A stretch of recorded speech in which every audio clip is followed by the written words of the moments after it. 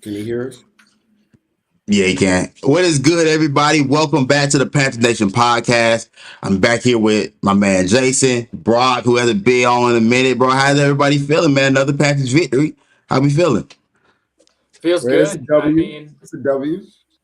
I don't know how to feel about a W though. Do we want to keep winning or do we want to go down and try to get someone? That's the only thing I'm thinking about week to week now. That seems to be the only thing everybody thinks about week to week nowadays, and I think about it too. And yesterday did kind of feel weird because I said we won, and I was like, I had this weird feel. I'm like, I don't know how happy am I for real, but I was like, at this point, I will say it's November and we're still playing meaningful football, and we haven't been able to do that in a long time.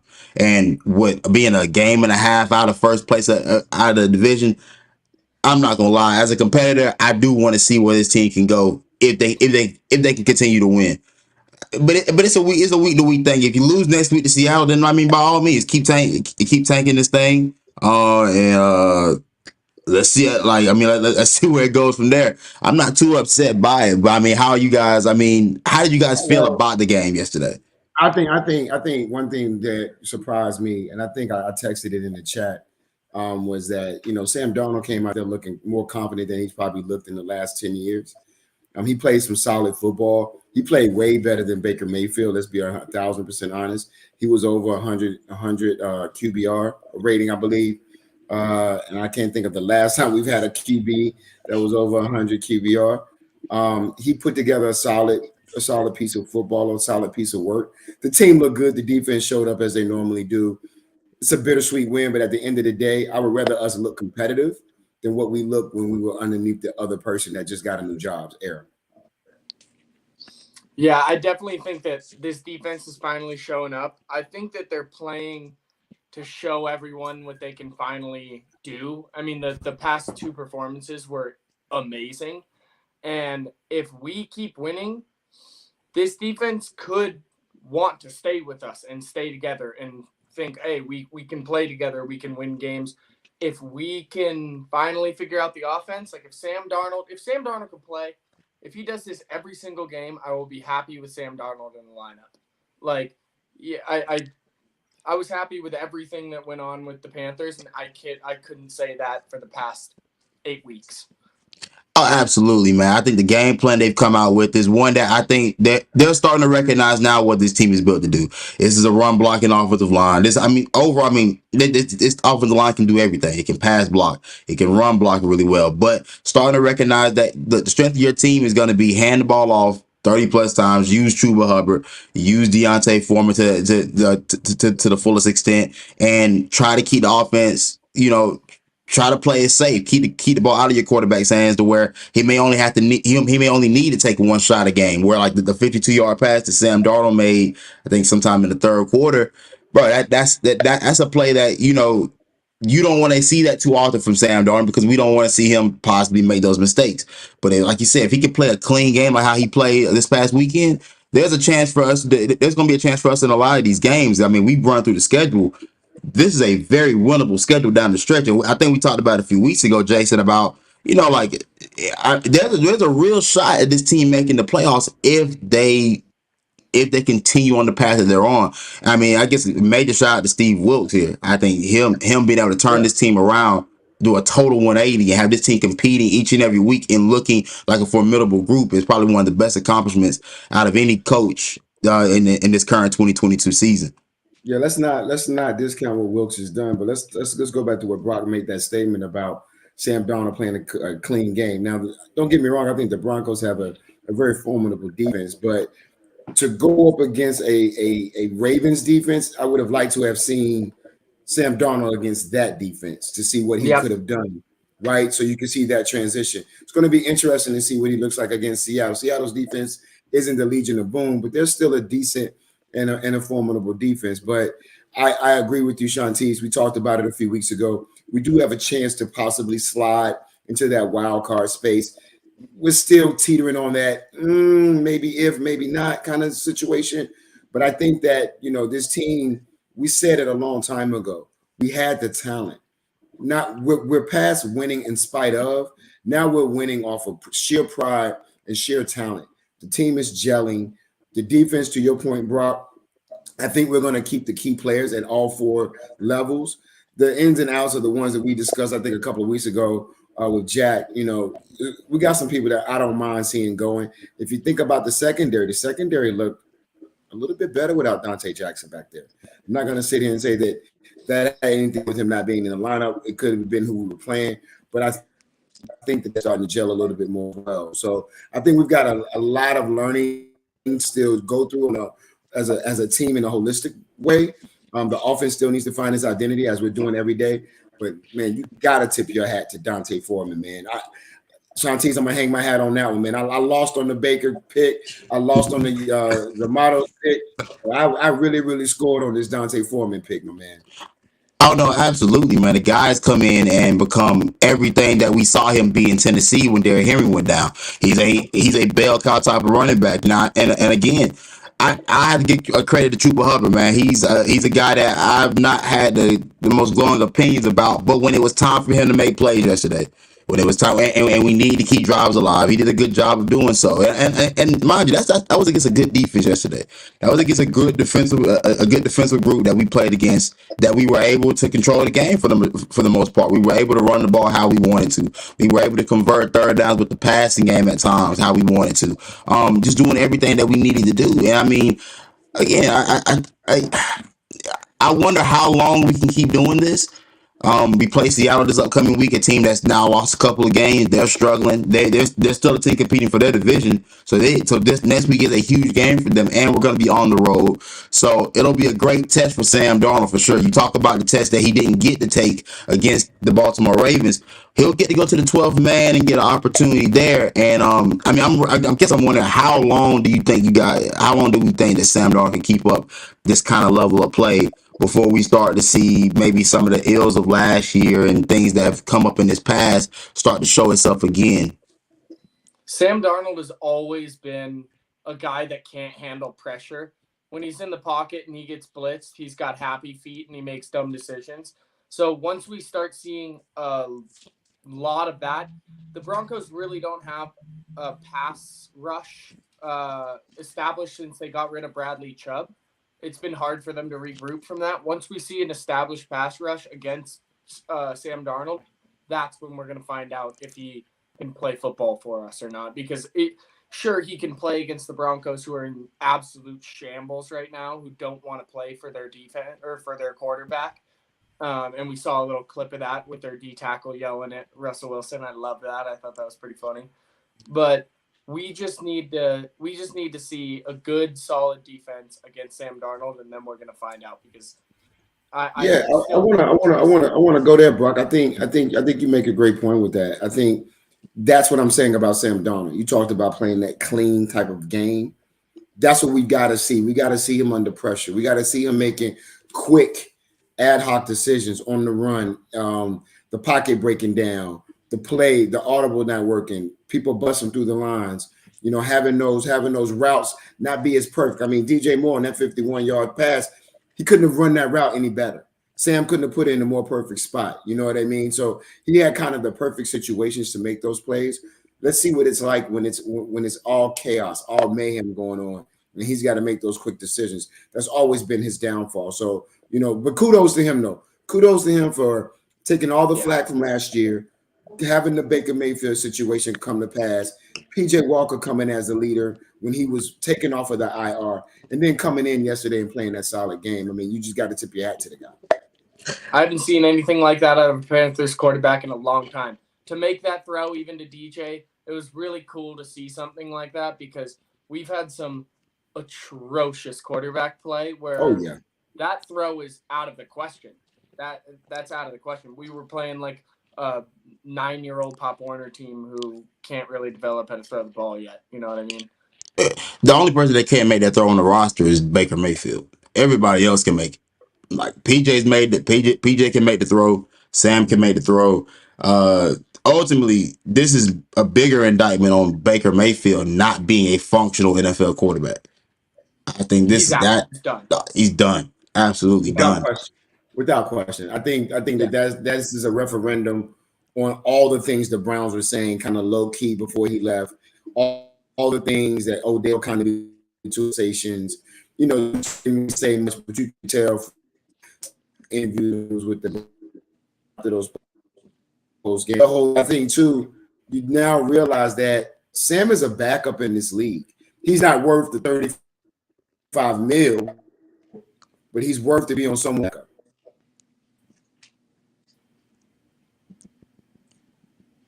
Did he? I mean, if you look at the plays from yesterday too, right? You know, Sam gave, you know, he really targeted DJ and Ian Thomas a lot. Would have been going into this. Ian Thomas would have been much more on the side of things, whereas Trimble would have been out across the middle, sort of tight end. But it looked like Thomas got most of the carries on that. And then, of course, you know, our kicker came through as always. We seem to have lost our rhythm in that second half and really couldn't get back to making those big plays and going with our bread and butter. I think that we really kind of That's why we don't need. That's why we can't have a game manager anymore. People keep saying, like, for the last couple of years, that's what we needed. We needed a game manager, somebody who can figure it out and let Christian McCaffrey do his thing. Now that we don't have the weapons that we had a couple of years ago with Robbie and Christian McCaffrey gone and still no tight end, we need a guy that can make plays when not everything is going our way, because not everything – the run game is always not going to be there for us. People are going to stack the box if that's what we continue to do, and we need to adapt, and the only way to do that is having a playmaker at quarterback.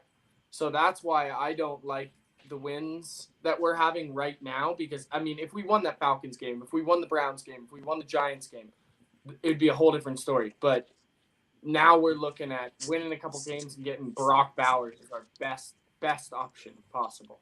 Because this – no, we're not taking a non-quarterback first. I go ahead and tell you that right now. That's not happening. There's I no don't trust anyone. Well, here's the thing. Well, I mean, here's the thing about being a Panthers fan. No, we don't trust any of them coming out. Then we don't take any of them. Then we're upset that we didn't take anybody, because now when he works out somewhere else, now we're like, oh man, we probably should have got him. Look, we're gonna. It's like this. I mean, the only two guys that feel surefire are Young and Stroud, but that's not how the draft works in most cases. Because in 2016 it was what Goff and Wentz. That's when about the complete opposite as you can go. You know what I mean? There's talent everywhere throughout the draft. How your coach develops it, and there's a lot of quarterbacks that I think that we don't talk about that I'm actually fans of, that I think could possibly be sleeper guys. I think here's the thing. We're not going to be in control either way it goes. We weren't in control when we got Cam. That one just lucked up on us. Like I don't think people understand like how rare of a draft pick Cam was, and I got like Andrew Luck the year after that. Those are rarities. You don't get those guys back-to-back years in most cases. You know what I'm saying? For the most part, you're going to get the guys like a Mariota and a Winston that are high upside. They don't really formulate they may not formulate into being much. I mean, bro, I think you got to just keep playing and the games you win are the games you win. I mean, also, I don't think we have a very low ceiling with this group anyway. We have a very low ceiling with this group. I was pretty high before I watched our team play. I thought we were gonna.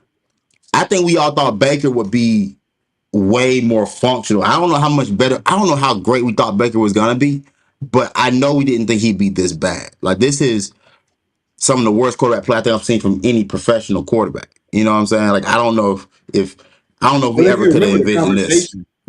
Well, if you remember the conversation when Baker came out, everybody wondered how he would be with all the talent that he was given. And so if you look at his body of work when he got the talent that he had, this is the equivalent of him not having the talent at all, right? I mean, you've got Odell Beckham Jr., you've got Nick Chubb, you've got Kareem Hunt, you've got Njoku, you've got Juice Landry, and you can't win in it. You can't go deep in the playoffs, almost to the Super Bowl. Sam Darnold could have led that team to close to the Super Bowl, if not to the Super Bowl. Not saying they would have won it, but I think Sam Darnold could have gotten them there more so than Baker got them there, if that makes any sense. So when we got Baker, the referendum on Baker was, this is his chance to prove the critics wrong. And all he seemed to do this year is prove the critics right. Baker is not who we thought he was. And all of the weaknesses and all of the things and all the deficiencies that we heard about are coming to fruition. I'm agreeing with you on a couple of things as far as the quarterback pick that we're probably going to take in this draft.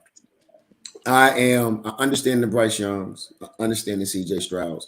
I now understand, like we were talking a little bit before, the Anthony Wrights. There are a few quarterbacks that intrigue me, but at the same time, I don't want us reaching just to reach. I need That's what us to I'm do the due saying. Yeah. diligence. I need us to do the due diligence and make sure, especially with what we're looking at from a coaching perspective, right? Shontis, we were talking about this a couple of weeks ago. We were talking about should we keep Wilkes or not, right? And I gave you my vote. If we keep Wilkes, then we should definitely go get that Pep Hamilton to come in as assistant head coach and OC. Just off of his resume alone and the work that he did with the quarterbacks that he's worked with, they all have been legitimate quarterbacks after he had finished with them. You could talk Yeah. about the Justin Herberts. You could talk about the Andrew Lucks. I mean, truth be told, Davis Mills was playing pretty good football up until about a week and a half ago. Not saying that he was knocking it out the park, but he was playing a pretty consistent game if you look at his stats overall. So I think there are some things that we need some big questions answered around that coaching position, because that's going to then dictate, to your point, Brock, what we're going to reach for in those first 2 to 3 picks. How do we massage that, and how do we make those decisions that are going to take us forward, not keep us complacent, and not take us backwards? And who's making those decisions? Like, who's going to be the guy that's picking the rookie quarterback that is potentially going to be the face It's going to be of our Fitty and a franchise? new coach. But are we going to have the new coach by this offseason, do you think? Oh yeah, That decision will be made by. That's probably made by January, February. Like You that. think Like so? easy. yeah. Because I mean, here's the thing. Let's be honest. We're not going to be playing football in the January. Well, I mean, besides the final game being played in the January, that decision probably gets made in February, March. I'd say. I probably lean towards February because I mean they've had such a long time to think about who the coach is going to be. We fire Rule after what, game 6, game 5, Yeah, game 6.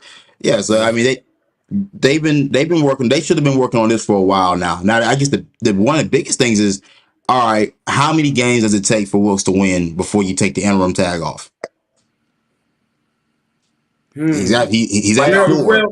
4. if we make it to the playoffs, though, Shontis, it's going to Playoffs. be real hard not to give him that Uh, that I, title. I'm gonna tell you right. It's gonna be. I think it's gonna be hard for the players now to say that he shouldn't be the head coach, considering where they Certainly, were.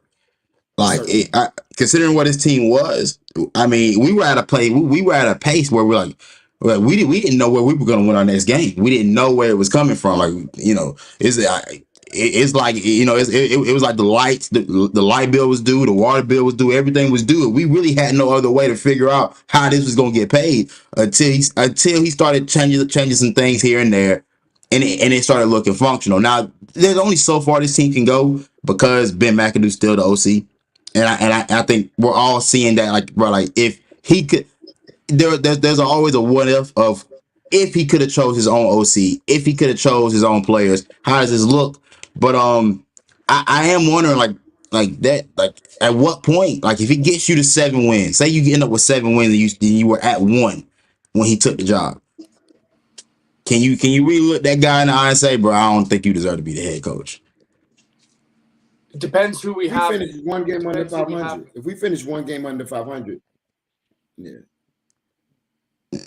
I still feel Go like ahead, Brock. we I'm need sorry. something more concrete. We've been going through a carousel of mediocrity and dog shit, basically, and we can't get past that. I think we either need to go big or go home. Like, if he doesn't get us to the playoffs, he is not getting this coaching job, and if he doesn't get us to, and if there's no other coaches that are really out there, like a Mike McDaniels, like someone exciting, not someone that's been proven to be mediocre, we have to really go off the map.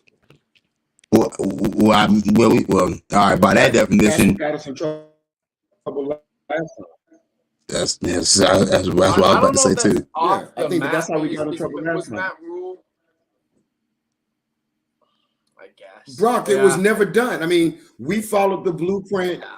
of a Sean McVay. We followed the blueprint of a Cliff Kingsbury out in Arizona. You're seeing the fruition of how that's coming about. Kyler Murray I can't mean, but stand Cliff him, is terrible. so they've got that issue going on. And then you've got the whole McVay's a different beast in that he was raised in the NFL. So for me, it's not about the big splash of going to find like the next big name. Right now, our players are, to Shontis's point, gelling for Wilkes. If it wasn't for Wilkes, we wouldn't be winning these games. I'm going to keep that 100. We are not winning these games without Wilkes at the helm. Could you imagine Ben McAdoo being at the helm right now and what that record would look like? I'll wait. We would have negative I'll yards in wait. offense. You know? Yeah. Yeah, I mean, there's multiple ways to get the job done, and there's no really one guaranteed way. I mean, there's a way that everybody knows it kind of works, and that's kind of sticking with guys that have, you know, guys that have shown traits of what it can look like if you give them opportunity. That and more so those guys are young and offensive guys, but I think about it. I mean, Ken Dorsey. This Ken Dorsey's first year as an OC. I think he may need more time at his position first before he takes on a head coaching gig. Even the Eagles OC, again, still young. I think he still may need more time. Now I will say both of those guys will be in line for head coaching gigs no matter what. Like no matter how I feel about no matter how I feel about their resume, they're gonna get opportunities to be head coaches in this league after this season. So I mean, it's gonna be all about who do you feel like is a calculated risk that you feel the safest about, and that's what it's gonna come down to. I mean, if you think like a D'Amico Ryan's out of San Fran, if you like No. him, all right, see exactly. So I mean, all right, so if we don't like D'Amico Ryan's, then no defensive guy's gonna get a shot. But it's not about D'Amico Ryans as a person. We've got a defensive minded coach in house. Yeah, Chances, we talk about this all the time. There's no way McDermott should be sitting at the helm up in Buffalo. I mean, we kept Ron 1 year too long. I love Ron. Ron was my guy. We kept him a year and a half too long, I think. And it was no disrespect to Ron. It's just that his voice became stale in that locker room. And we were going through a major transition. And we didn't know all the things that were going on behind the scenes with our previous owner. So there were a lot of things that came into play with that. If we're talking about an offensive-minded coach, then I can see us divvying from that and going back to the tree of the Leftwiches of the world, the again the Bieniemys of the world, the name that we hear a lot of. Dorsey, again, I talked about this a couple of episodes ago. I'm just not confident he knows how to build out a full-fledged coaching staff, and how will the players react and respond to that big of a change. We're already going through a change right now. Rule is already picking his people from the Panthers. But we lost 2 coaches this week, and I'm pretty sure we're going to lose a couple of more in the coming weeks to come. So I would definitely lean, if I'm Tepper, right? I'm going through all this turbulence and chaos in the city that I need to support me as I'm trying to put together this NFL team for the future. I want to leave something that's going to solidify not only the players, but also bring the city back into the stadium. So I don't see so many blue seats. The way to do that is you keep Wilkes, you do the Pep Hamilton experience as an assistant head coach, offensive minded, you get rid of McAdoo, and then you guys can build out your team the way you see fit. And then you have a clear delineation of Wilkes is definitely going to be the mastermind of the defense. Hamilton Pep has proven himself to be an offensive-minded guru to a certain extent. Be interesting to see with the players that he has in Carolina what he can do. I think he can do a lot with what we've got. And then also that three-headed monster of Fitterer, Pep, and Wilkes being able to look at what's coming through the draft to see which one fits best for what we're trying to build in Carolina. That's your big swing. It's got to be more simple than we make it more complex. We always do the complex way, and what has that gotten us? No Super Bowl rings and a whole lot of gray hair. Yeah, I like that. Yeah, but if Wilkes, do you guys think that Wilkes would maybe consider dropping down to defensive coordinator? We talked about that. We talked about that. That's honestly not the worst. If we can get a solid offensive-minded head coach to kind of cancel out McAdoo, we because I don't know if we're getting rid of McAdoo right now. So if we drop Wilkes down to defensive coordinator, which I think is his maximizing his potential at that spot, Yeah. and then bringing in an offensive-minded guy to really shape our offense. If we want to trust someone with shaping an offense, it would be a head coach caliber guy who really knows the league. And if it's anyone, it's Sean McVay.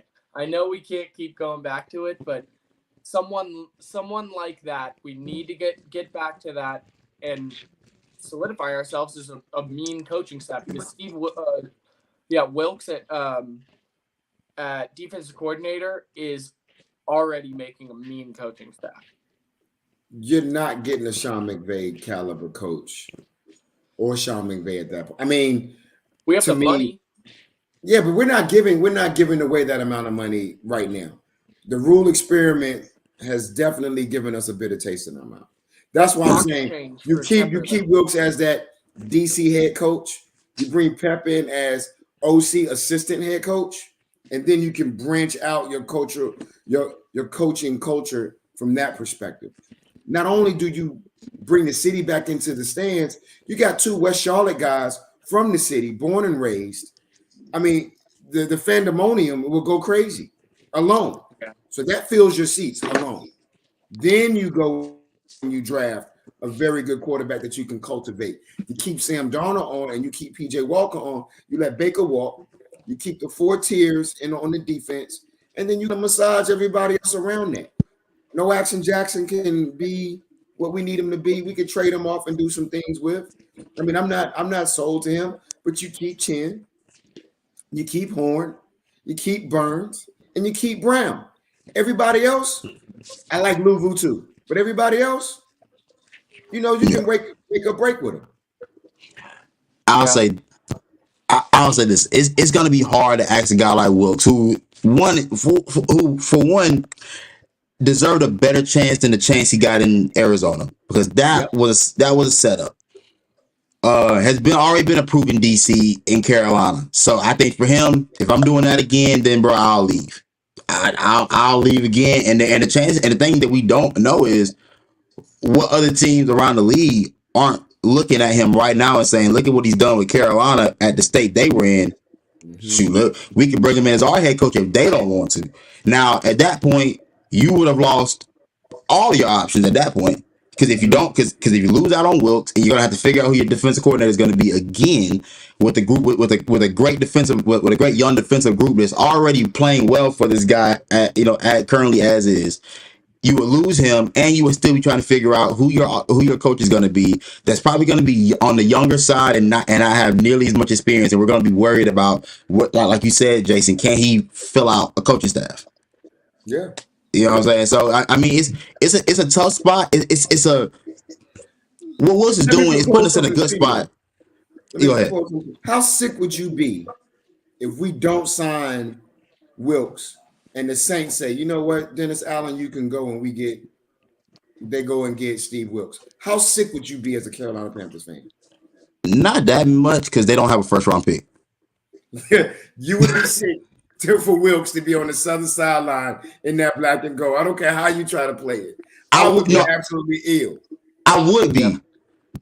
But because they don't have a first round pick, I can kind of live, at least for the first couple years, I can live with it.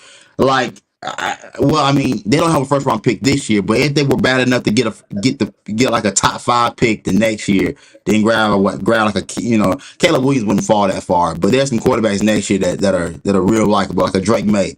If he Caleb Williams is number one. Mm-hmm. Oh, he's the one for sure. But you can't. I can't even guarantee we wouldn't be bad enough to get him. That's the issue. I would say take. How much do you think you'd have to trade for that slot of a draft pick? Oh, you got to give up Brian Burns. You got to give up Brian Burns, and you're gonna have to give up another couple of picks for that, for sure. Yeah, for sure. Easily. Any day of the week, I like that's happening. I'm taking that. No, sir. I'm not getting rid of Brian Burns. Have you I am watched not getting rid of Brian Williams Burns. play he is just flat out good at football. There's no Hey, way around it. He makes people look stupid. These are the best players in the country, and he is making them look stupid week in, all right. week out. All right, one, it's the Pac-12. We gotta keep this into perspective. It's been the Big 12 and Notre the Dame Pac-12. last week. No, it ain't solid. Let's not overhyping now. Notre Dame is solid. Let's keep that into perspective. And Notre Dame had beat up on the ACC again. Bro. Caleb Williams is for sure a number one overall pick. But I'm asking you, what teams have made those types of trades where it's worked out? So we can run through them because Mahomes didn't go that high. Mahomes just fell into Kansas City's lap. They didn't trade that for him. The only team, and the 49ers did that for Trey Lance. And he's not even the best quarterback on the roster.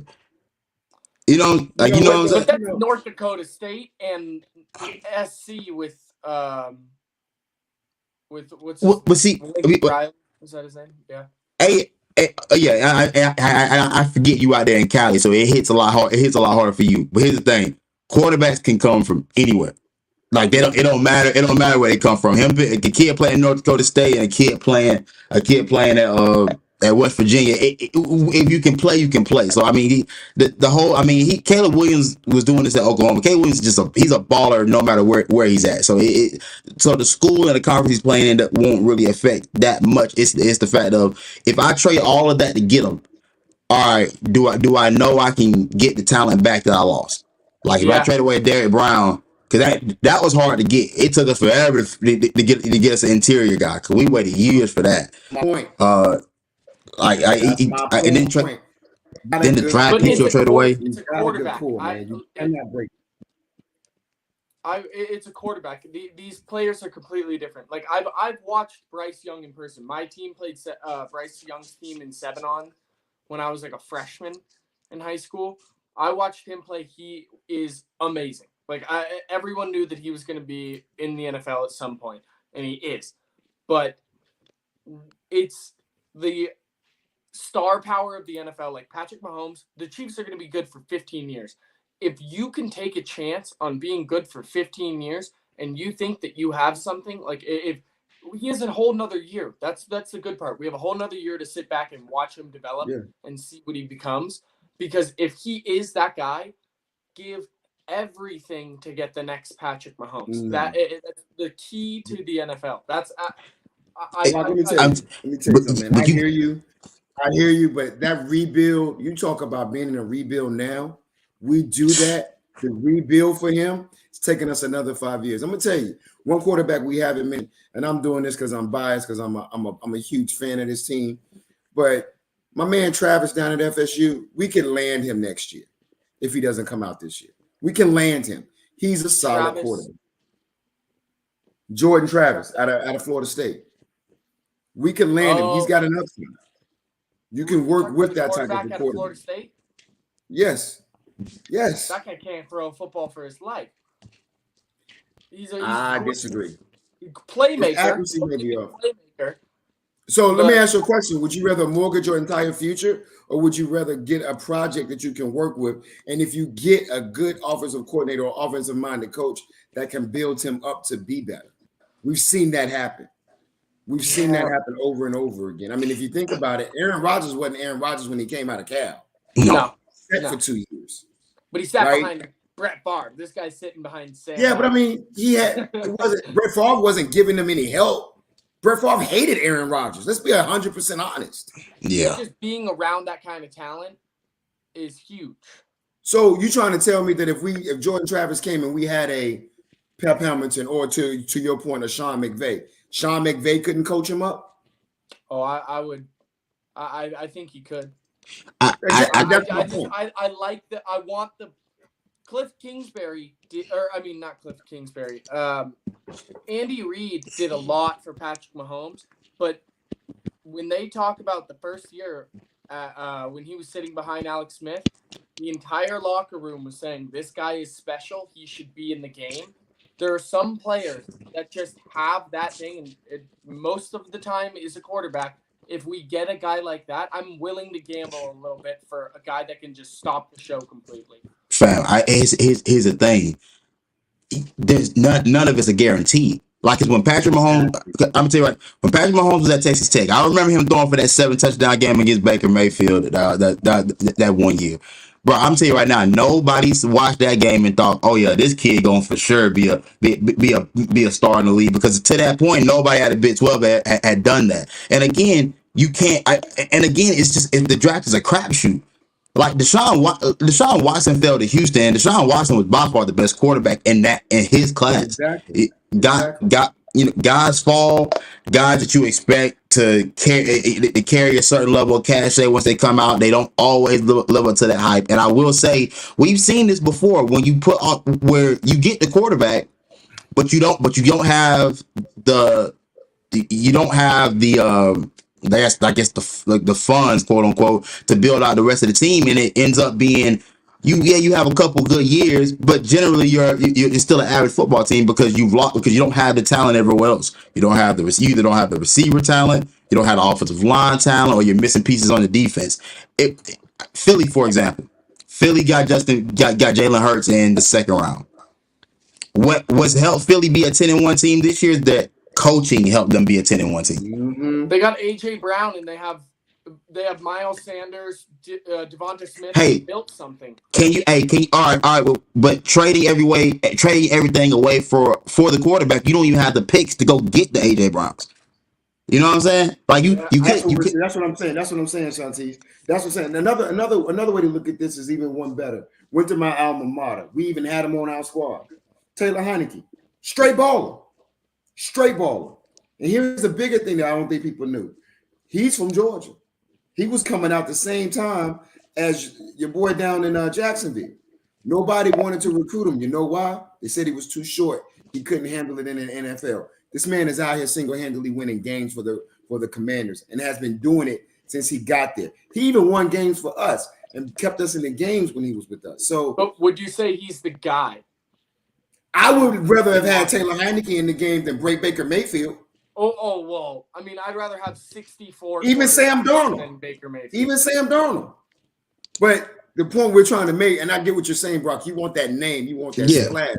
You're not going to get the Cam Newton like that because you got to have the number one pick. What we have to do is we're going to have to draft a quarterback that we're going to have somebody in-house to build him up and get him to that level. We need I just don't trust our in-house guys. You know what I mean? We're going to change it. It's going to be different next year, though. That's the whole point. That whole offensive side of the ball will be different next year. McAdoo's not going to be with us. I guarantee you. So whoever we bring in is going to be better than that, especially if we at the end. All right, well, we hold on for 1 second. I want to take a look at some of the names that have been dropped in the chat. Hendon Hooker. How we feel about Hendon Hooker? No, I'm not sold. Just tore his ACL. Yeah, well, even before the ACL, I wasn't sold anyway. But we talked about that, Shontis, weeks ago. Yeah, I wasn't sold before that.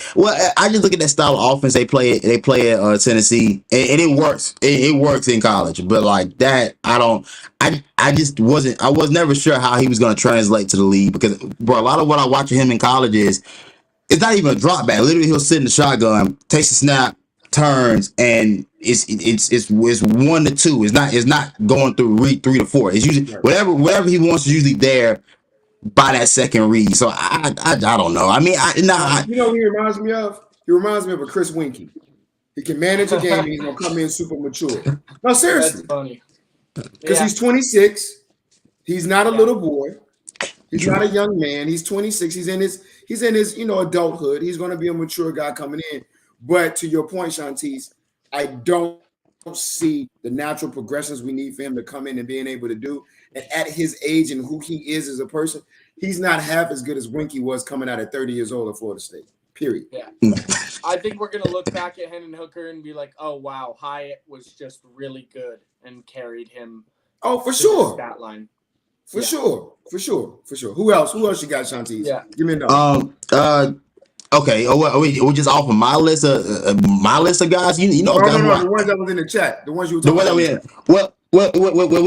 We only got one name in the chat. Michael said, he mortgaged. Michael 329 said he mortgaged everything if it was going to be a surefire, a bona fide star. Which I mean, I could lean towards saying I think Caleb Williams is like is the surest thing I've seen out of these last two quarterback classes. That's the surest thing I've seen so far.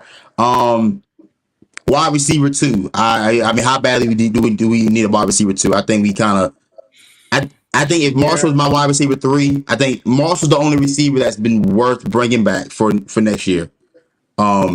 Not You even still your need to go boy find Shaw. it. Not even your boy Shaw. Nah, he needs to change the scenery, dog. It's not working. I mean, he had his opportunities, and like I said, I love him, played ball with him, grew up with him. It had his opportunities. It hasn't worked out. This is one of those things. But Marshall's definitely proven he can. He needs. I don't know what it is. He needs. He clearly has the physical talent. You know what I'm saying? But there's a lack of development. I think his development. I feel like got shorted by this last staff, and I I think maybe with a new coach. He could blossom into something, but you still look to draft another receiver coming out this year for sure. I think we do go receiver later on, but I think we need to get more concrete pieces before we figure that out. Yeah, One guy that I was looking at was Duggan from TCU. the I re- quarterback. yeah, I really like him. I really Really, do. He Hmm. makes professional reads. He actually goes to third and fourth progression, looks through, and makes good decisions. I mean, he's not flashy, but I think that he's a guy that falls through the cracks. And then around pro day, we're like, oh wow, this guy's a cannon for an arm. He makes good decisions. And then when you look at his stats, every week I'm looking at his stats, and it's a really impressive stat line. And he's winning games with TCU, which I really really like. He refuses to lose games. I'm glad I'm glad you brought him up because I still haven't got a chance to watch TCU like that. I'll get a chance this weekend because it's the championship game. So that'll be my first time really taking a good look at him. You know, a kid who I like though out of the Pac-12, Michael Penix. Michael Penix, bro, I'm a fan. I Okay. The Indiana thing turned me off. the That was oh the any but Max Duggan isn't this Max Duggan's first year as a starter? yeah. Listen to this: 3,000 yards, 29 touchdowns, 3 interceptions. He Hey, makes bro. good decisions. I All like right, this guy. all right. Hey, look, yeah. So did Robert Griffin when he was at Baylor. Okay, well, Robert Griffin is.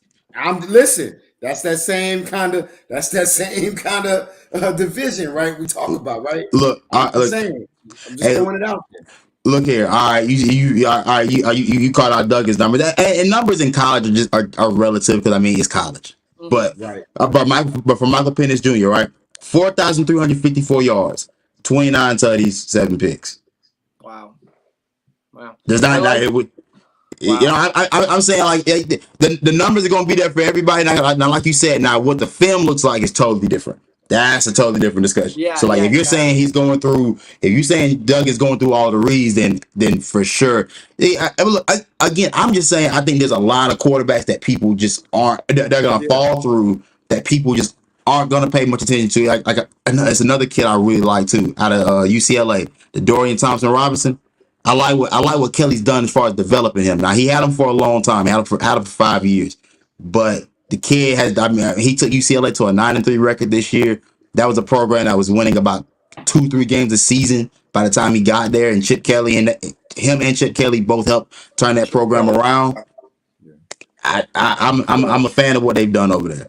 You made me think about something. You start talking about wide receivers, right? I think you talk about a wide receiver too. I mean, honestly, let's get us a solid tight end. Like I'm liking the Brock tight end out of Bowers, Michigan. I'm Nah, liking the bro. tight end out of Alabama. I'm liking the tight end out of Notre Dame, Notre Dame always has good tight ends. I mean, yeah, of course. Miles. What's my man out of Iowa? The big tight end out of Iowa. I like him too. Laporta, That's I tight think his end name you right is. there. There's no tight end. So Yeah, if but you hey, could bring Duggan in played against 5 ranked teams, and against those ranked teams, he was 11, 10-1 touchdown to interception ratio against ranked teams this year. who was that, Brock? I'm sorry. Duggan. Duggan? Oh, That's what okay. I'm saying. He refuses to lose games. That's what I like. Every time I watched him, his defense would try to screw it up, and he would come back out and score. And it was like watching the Chiefs games where uh, I'm down by 10, they're down by 10, and I'll live bet them because I know that Patrick Mahomes is Patrick Mahomes and he's Yeah. going to go down and do the same thing. That's how I feel watching these TCU games. So I really like Duggan so far. Well, look, I'm not knocking any prospect right about now because the thing about it is that we're probably gonna have to look outside the box anyway if this team decides they're gonna keep winning games. So we're gonna have to. I mean, because we're currently sitting at number 6, currently sitting at the 6th pick right now. After yesterday ended, so I mean, there's still a lot of possibilities. I mean, we could rise up to number 2. The issue is we're not getting to number 1. Yeah, I wasn't thinking we would anyway. I don't want it because I want these guys to actually think that we have something going here.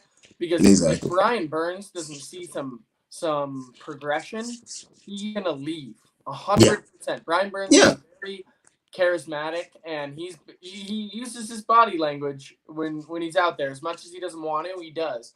And I think that if we don't keep winning games and we don't gel like we have been or continue to, we're going to lose him, and then Jeremy Chin's gone, and then JC's gone, and it's going to be a really bad scene in Carolina.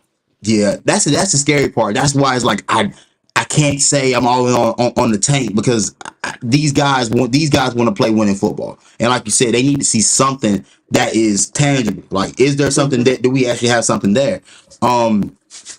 So yeah, like you said, Brian Burns, the mark is going to be his when he steps out there. Like, he's gonna have his pick of the litter. He's now at 10 sacks. This is his first year hitting double-digit numbers. So he's now put up his career best numbers going into a free agency period. You want to make sure that he believes in the future here in Carolina for sure. Mm-hmm. And we just need to get something going here in the draft. And I'm not worried about the draft at all. I never am, because if you look at our past draft picks, besides the Kelvin Benjamin and the Vernon Butler, generally it works out. We kill it. We kill it. We do. Generally it works out for us. So I mean, all right. So I guess we're getting closer to the end here. Seattle's coming up. We're on the road. I mean, we're looking at the rest of this schedule. It goes Seahawks at home against Pittsburgh, at home against Detroit, on the road against Tampa, and on the road against New Orleans. 5 games left? How we feel we fare? I mean, we can start with this week. 3-2. Oh, this week I was just gonna say 3-2. I'm gonna give us 3-2. Detroit scares me. Detroit scares me just because Campbell's got those boys playing. And then of course, Tampa's Tampa, man. I'm tired of Tom Brady. I hope we can go in there and smack him in the face, but you know how that goes with him. We got a love-hate relationship with the Tampa Bay Bucks, but I can see us beating the Seahawks. Seahawks game is going to be close. The bad thing is we're playing in Seattle, and we don't have Kuechly and we don't have Cam, so it's going to be interesting to see how we look up there with the 12-man going on. Sam Darnold sees ghosts. He's going to be hearing ghosts up in the 12-man. I like that. Yeah, I'm giving us 3-2 as well. I don't see us completely excelling, but I see this defense giving us a chance to win some games. Kenny Pickett is going to get absolutely locked down. That's a win, but I do see us falling to the Bucks and the Seahawks, sadly. The Seahawks game, that's a weird team. That's a team that I think is played above their means. I don't think they're 6-5. I think they're an average team. I think they're about maybe a little bit above where they should be. That's a winnable game though. I mean, now can you come in? Can you stop Kenneth Walker, who's burst onto the scene? Beast. Exactly. Like it's gonna be a test for sure. I mean, but I think it's a test that you also have a younger secondary against DK and Tyler Lockett. How does JC? I am interested to see how JC Horn fares against DK, just because I've been wanting to see him in one of these big wide receiver one CB1 matchups. We didn't get to see it against Jamar Chase. Really haven't seen it in a few of these other games, but because DK is the guy that plays mostly outside, I think we'll get a chance to see him against one of those top name guys and see how he measures up. I don't think Sam Darnold can go into the 12th man and get the job done though. That if he does, I mean, what do we think? If let's just play devil's advocate. If he does go in there and win, What do we think about our season now? Because I mean, you would have gotten a big win on the road in a tough environment. We Then haven't won on let's the keep road since going, Wilkes take the Sam. helm, right? We haven't won on Huh? the road since has taken the helm, right? We haven't won on the road, have we? No, we Week haven't. 5. Yep. So I would say it's going to be a close game, like the ugly Broncos score, and if we win, that puts us at 5-8. 8. Yep. I mean, we're running for the wild card. Period. We're running for a wild card spot. There, like I've said this before, there are very, very few people on this earth that I will not support if they can play quarterback for the Panthers and do well. I have bashed Sam Darnold more than just about anyone out there, but if he can come in here and get wins, tough road wins late in the season, I will be willing to let him stay for however long. If he continues to win, I'm going to let him stay. Look, this division is going to work itself out. You know, Tampa plays the Saints this week, I believe. I'm not sure who Atlanta plays. I'm not sure who the Falcons have. The Falcons have the Steelers, so that could kind of go either way. I'll probably pick Atlanta in that one. But again, there's going to be a lot of opportunity for us throughout the rest of this season. Man, if Sam, I would love to see Sam have his redemption arc. You know what I'm saying? Bearded Sam Darnold looks different. He's acting different. But I don't know, man. All thing we can do is keep hoping and keep pounding. So, you know, you guys, thank you to everyone that joined into the live stream. Again, another great opportunity for us to come back and do this each and every week. Glad to have you guys that come on every week. Jason, Brock, thankful for you guys for coming on, helping us keep this thing afloat, helping us keep this thing going. And with that being said, I'm Shontis Stewart. This is Jason. This is Brock. This is the P1N Network. And wow.